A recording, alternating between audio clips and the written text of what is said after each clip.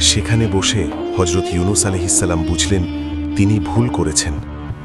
তখন সেই অন্ধকার থেকে একটি দোয়া উঠল, যা কিয়ামত পর্যন্ত মানুষ পড়তে থাকবে। লা ইলাহা ইল্লা আনতা সুবহানাকা ইন্নী কুনতু মিনাজ জালিমিন। হে আল্লাহ, তুমি ছাড়া কোনো উপাস্য নেই, তুমি পবিত্র, নিশ্চয়ই আমি জালিমদের দলে ছিলাম। এটা ছিল পূর্ণ আত্মসমর্পণ, কোনো অজুহাত নেই, কোনো যুক্তি নেই, শুধু স্বীকারোক্তি। আর তখনই আকাশ কেঁপে উঠল।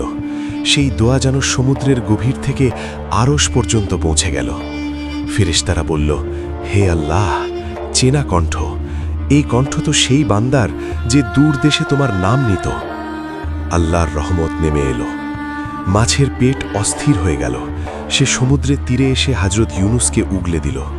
তিনি বের হলেন, কিন্তু শরীর এতটাই দুর্বল ছিল যে একটি পাতার স্পর্শও কষ্ট দিচ্ছিল। আল্লাহ সেখানে একটি গাছ উঠিয়ে দিলেন, যা তাকে ছায়া দিল। আর নিনোয়া শহরে সেখানে অদ্ভুত কিছু ঘটছিল। মানুষ যেন হঠাৎ টের পেল বিপদ আসছে।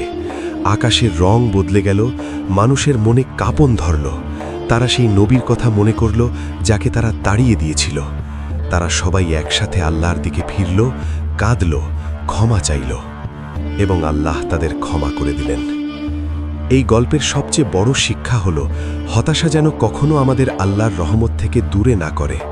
মাছের পেটের মতো অন্ধকার পরিস্থিতি থেকেও মুক্তির পথ আছে, যদি সেই একটি কথা মনে থাকে যা ইউনুস আলাইহিসসালাম বলেছিলেন, তুমি পবিত্র, আমি ভুল করেছি, তুমিই ক্ষমাকারী।